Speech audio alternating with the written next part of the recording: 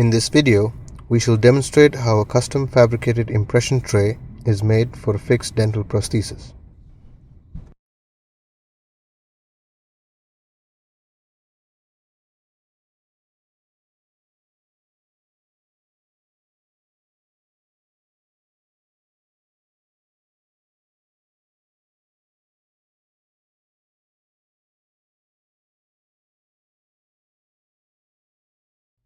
The procedure will be carried out in the following steps.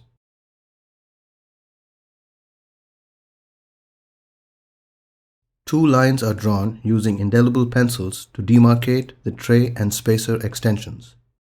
Here, we have used a blue pencil for the spacer extension and a red pencil for the tray extension. The tray should extend approximately 5 mm apical to the free gingival margin, and the wax spacer should be short of this by 2 mm. A horseshoe-shaped form is used for both arches, with no palatal coverage on the maxillary arch.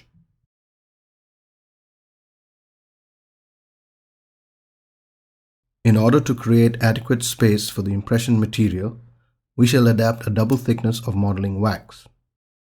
2 layers of wax will result in a combined thickness of approximately 2 mm. We are going to adapt the 2 layers separately to ensure uniform thickness and avoid the formation of any gaps between them. A cut sheet of wax is held over the cast to check for adequate extensions after folding.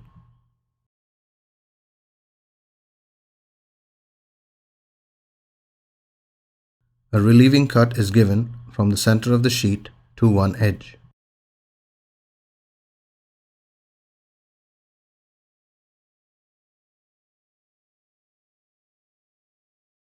The wax sheet is then softened uniformly over a flame, with care taken not to melt it.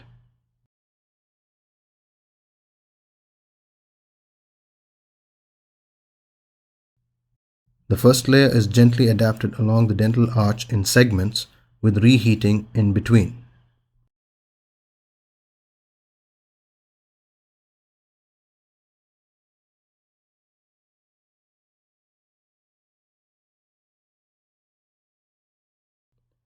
Care must be taken not to press hard upon the wax, which could result in thinning. Remember not to stretch the wax, but to gently mold it onto the cast.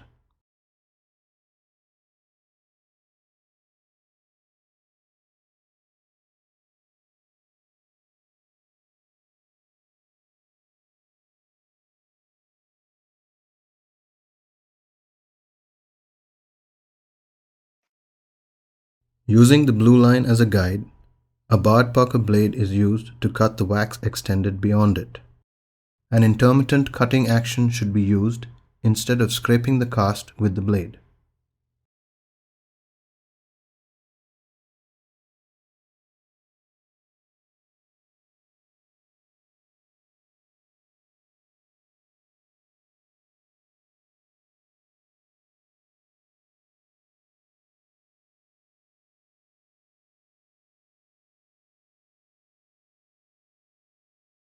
The excess wax is then carefully removed.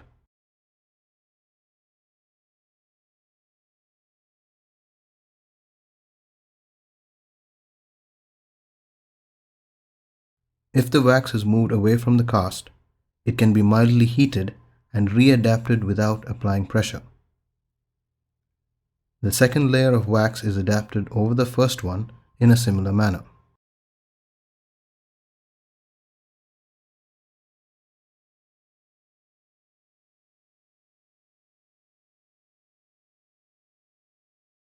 Using the underlying wax border as a guide, the overextended wax is cut away.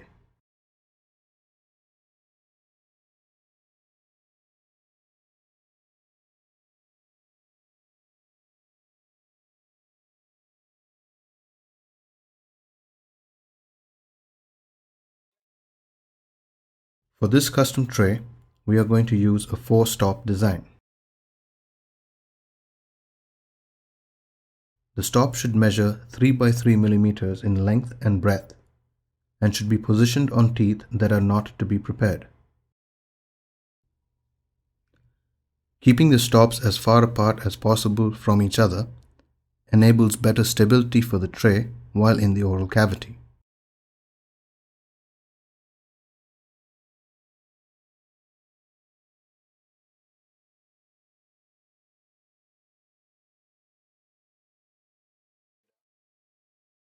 A sheet of aluminum foil is partially adapted to check for shape and extensions.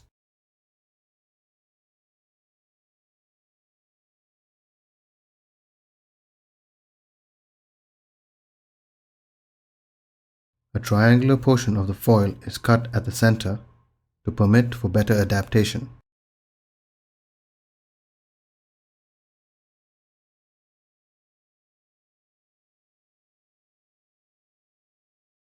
The foil is then gently adapted over the wax spacer along the entire arch.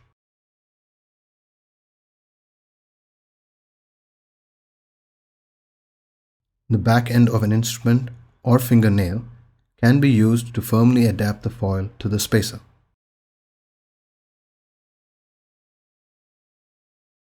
The overextended foil is then cut away using a barred Parker blade.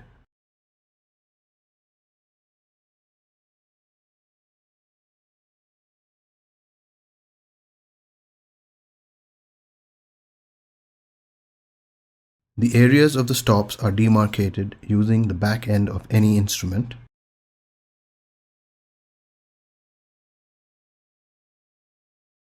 Windows are then cut in the foil exactly where the stops should be.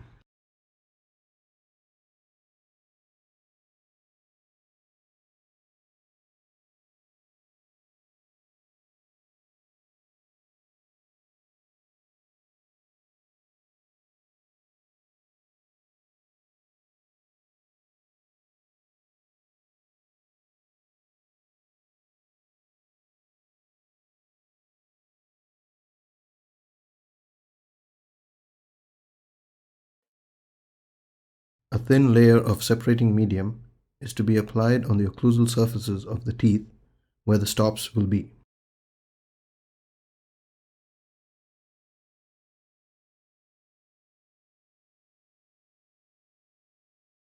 A curved relieving cut is then given from the center of the VLC resin sheet to one edge.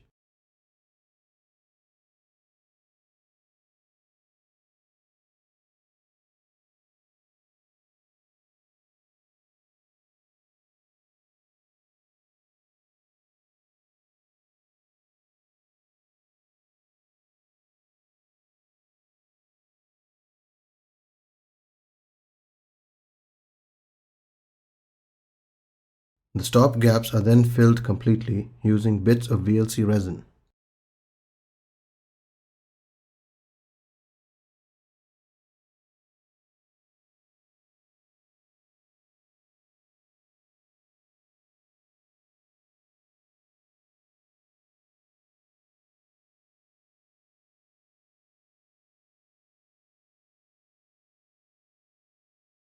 The VLC resin sheet is then adapted onto the spacer.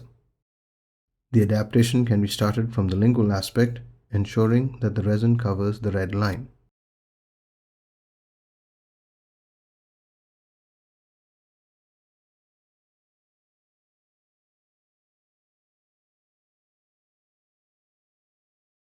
Additional resin is then adapted on the exposed facial aspect of the spacer.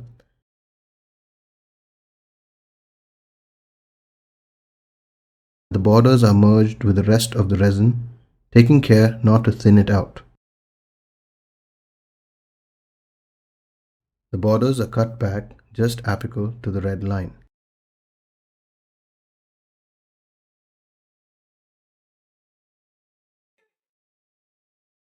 The edges are then rolled using a wax spatula.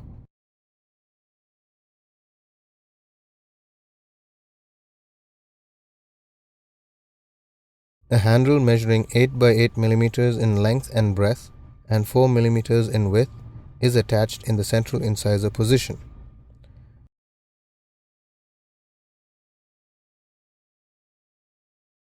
The borders are merged with the rest of the tray. A small depression can be made using the thumb to to add a grip feature.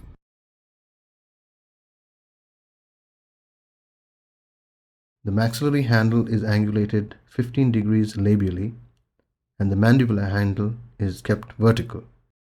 This is done to mimic the angulation of the incisors.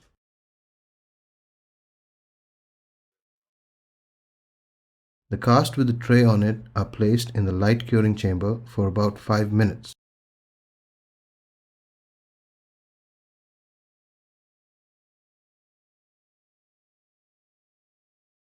After this, the tray is removed and flipped and kept for an additional 2 to 3 minutes to enable curing of the stops.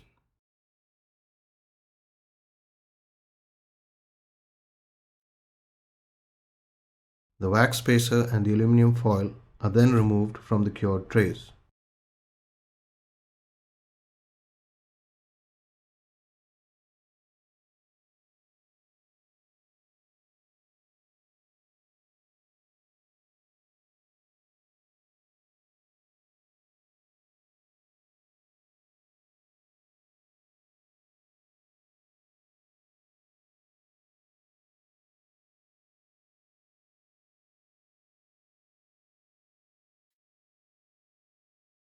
The irregularity and the thickness of the borders is then adjusted to ensure a 2 mm border with no sharp edges.